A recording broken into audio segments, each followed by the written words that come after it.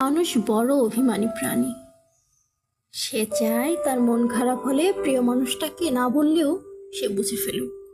Phone করে খানিক ম্লান গলায় হ্যালো বলতেই ওপারের মানুষটা বলুক তোমার মন খারাপ।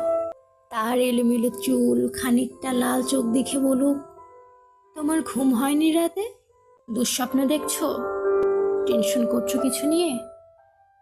সে চায় মানুষটা বুঝুক কখন হাতের মুঠোয় হাত রাখতে হয়, ফিসফিসিয়ে বলতে হয় আমি তো আছি, তবে মন খারাপ কেন।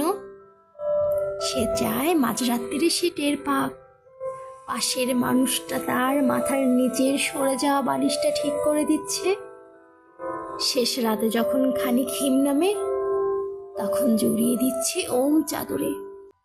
সে চায় তার জন্য মাঝরাত্রিরেও কেউ বাড়ি ফেরার অপেক্ষায় থাকুক, মনে রাখুক তার জন্মদিনের কথা, প্রথম দিনের কথা, স্পর্শ অনুভূতির কথা।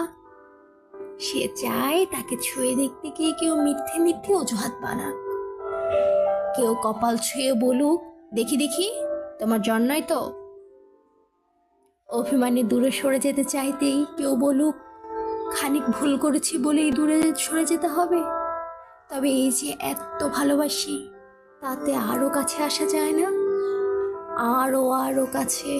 মানুষ বড় অভিমানী প্রাণী। তারা দুজনই কেবল ভাবে এসবই ওই মানুষটা করুক, ওই অন্য মানুষটা।